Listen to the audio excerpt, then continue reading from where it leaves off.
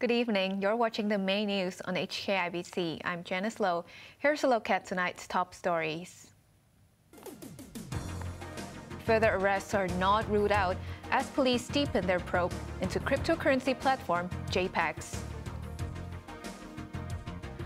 Hong Kong has a new immigration director, Benson Kwok, who was sworn in today.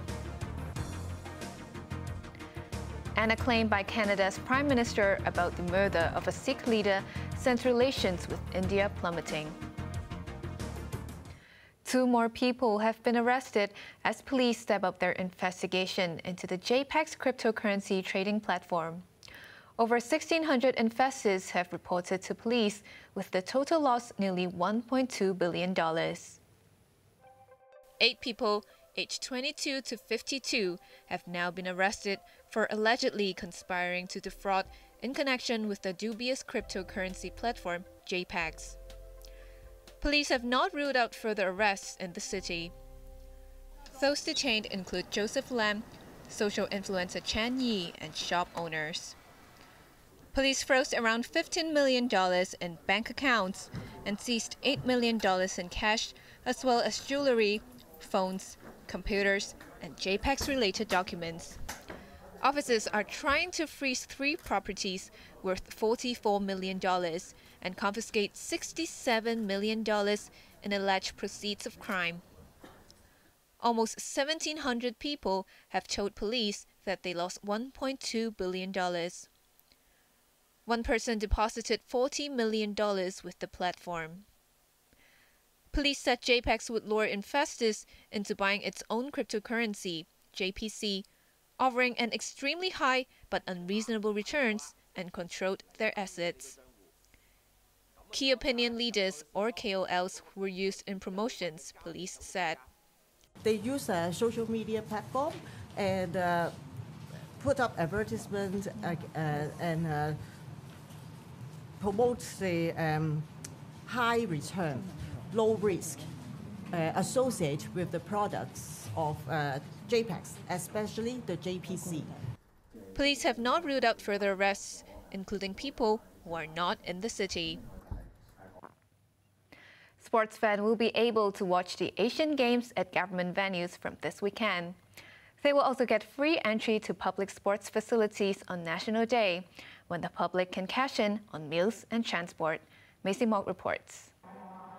A record 680 Hong Kong athletes will be competing in the Asian Games that begin on Saturday. Chief Executive John Lee, who will be in Hangzhou for the opening ceremony, said the Leisure and Cultural Services Department will broadcast events live at 36 of its venues across Hong Kong. The department is also admitting people to its facilities, including swimming pools, free of charge on October the 1st to mark National Day. Other perks on that day include half-price movie tickets. The MTR, KMB, and Longwind Bus will offer free rides to children who use their Octopus cards. There will be no charge for everyone on trams, light rail trains, and MTR buses. Passengers will not have to pay for the Star Ferry between Tsim Sha Tsui and Wan Chai, and for the Fortune Ferry, which sails to North Point, Kwun Tong, and Kai Tak. The Wetland Park, Science Museum, and the Space Museum's permanent exhibition will not accept payment. Lee expects over 1,000 restaurants along with malls and supermarkets to offer discounts. Celebratory events will be staged in all districts, with the fireworks display returning on National Day after 5 years. Benson Kwok, HKIBC. The charity group Oxfam Hong Kong has found that almost 1.4 million people in the city are living in poverty. It said the poorest households earned a median income of $2,300 in the first 3 months of the year, a 34% drop from 2019. The wealth gap has also widened. The median income of the richest households is now 58 times that of the poorest, compared with 34 times before COVID, the biggest margin in a decade. Oxfam said grassroots citizens have fewer job options after COVID as some firms close down and some businesses replace workers with machines. Despite the society returning to normal, the problem of income inequality has become increasingly serious, and the slow recovery among poor families has sounded alarm bells for the whole society. I think for the government, before considering importing foreign laborers, I think our organizations calls on the governments to adjust the minimum wage, create jobs for the most disadvantaged groups, and offers incentives to support employment at the grassroots level. Benson Kwok has been appointed as Hong Kong's immigration director, 34 years after joining the department. He succeeds Au Wang, who is retiring. Benson Kwok has been promoted to immigration director, succeeding Au Wang. I took the oath of office as the Director of Immigration earlier today. I am very honored to be appointed and grateful for the trust of the Central People's Government, the Chief Executive, and the Hong Kong SAR government. Kwok said he will focus on introducing new measures to increase the handling capacity of identity cards and moving the department's headquarters from Wan Chai to Tseung Kwan O next year. He expressed his gratitude to Au for his excellent leadership. Au was involved in 2 social distancing scandals during his 3-year tenure. In 2021, he and 2 government colleagues joined 6 others for a hot pot dinner at a time when COVID rules limited dine-in customers to 4 per table.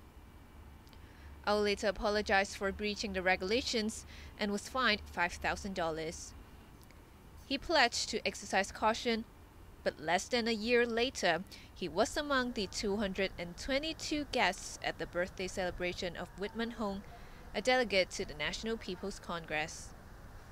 Half of those present, including Au, were quarantined at Penny's Bay after at least 2 guests tested positive for COVID.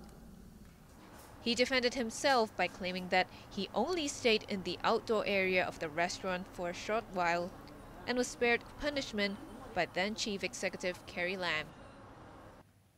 Turning overseas, a row between India and Canada has escalated with a tit-for-tat expulsion of senior diplomats. This came after Canadian Prime Minister Justin Trudeau said India might have been involved in the murder of a Sikh activist in Canada. Sachin Katvi reports. India has expelled a senior Canadian diplomat and accused Ottawa of making what New Delhi called absurd and politically motivated claims over the murder of a Sikh separatist near Vancouver in June. New Delhi acted as Canada ordered the deportation of an Indian diplomat after Prime Minister Justin Trudeau suggested that India could be behind the killing. Over the past number of weeks, Canadian security agencies have been actively pursuing credible allegations of a potential link between agents of the government of India and the killing of a Canadian citizen, Hardeep Singh Nijjar. Canada has declared its deep concerns to the top intelligence and security officials of the Indian government. Last week at the G20, I brought them personally and directly to Prime Minister Modi in no uncertain terms. No arrests have yet been made in the killing of 45-year-old Nijjar, who was shot dead by 2 masked gunmen outside a Sikh temple. He had been an outspoken supporter for the creation of Khalistan, an independent Sikh homeland in the northern Indian state of Punjab. India declared him a terrorist 3 years ago. Relations between New Delhi and Ottawa have soured since Sikhs in Canada revived the movement for an independent Khalistan. Sachin Katvi, HKIBC. Beijing is trying to fill a diplomatic vacuum that few others can achieve. Foreign Minister Wang Yi was greeted in Moscow by his Russian counterpart Sergei Lavrov, just as Vice President Han Zheng was in New York to meet U.S. Secretary of State Antony Blinken. Raymond Young reports. Han Zheng and Antony Blinken shook hands twice, as if they were old friends. They met on the sidelines of the United Nations General Assembly in New York, continuing a recent string of high-level exchanges between China and the United States. In his opening remarks, the Vice President recalled hosting Blinken as Shanghai Party chief back in 2015 and briefing him about the city's free trade zone. A lot has happened since then, Han said, and their bilateral ties have become the most important in the world. It's good to see you again. I remember well our meeting in Shanghai in 2015. From the perspective of the United States, face-to-face diplomacy is the best way to deal with areas where we disagree, and also the best way to explore areas of potential cooperation between us. In a readout after the meeting, the U.S. State Department described the talks as candid and constructive, adding both sides shared views on issues ranging from Ukraine to North Korea and Taiwan. The exchange followed 12 hours of meetings between Foreign Minister Wang Yi and White House National Security Advisor Jake Sullivan in Malta over the weekend. Wang has since flown to Moscow to meet his Russian counterpart Sergei Lavrov. Managing the delicate balance of power, Wang stated that cooperation between Beijing and Moscow was not directed against anyone. In response, Lavrov emphasized the importance of their partnership in ensuring a balance of interests. Ray Mingyang, HKIBC.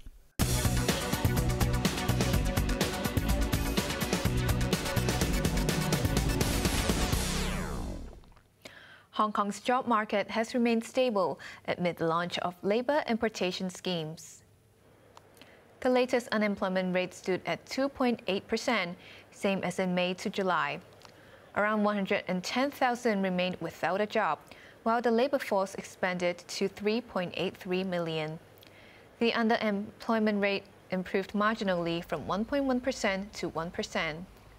The construction industry saw the biggest improvement with a drop of 0.3 percentage points, followed by the food and beverage sector. But some industries, including retail, deteriorated. Now let's take a look at the markets. The Hang Seng Index ended the day up by 66 points. To the top 10 active stocks, Checker Fund gained 9 cents while Tencent gained 20 cents. Ping An was up 10 cents while JD.com lost $1.40. To the foreign exchange against the Hong Kong dollar, the euro is at 8.36 and the Canadian dollar is at 5.81. Over in the UK market, the FTSE 100 is currently up by 9 points. That's our main news for Tuesday night. Join us for the late news at the earlier time of 9:30. I'm Janice Lo. Good evening.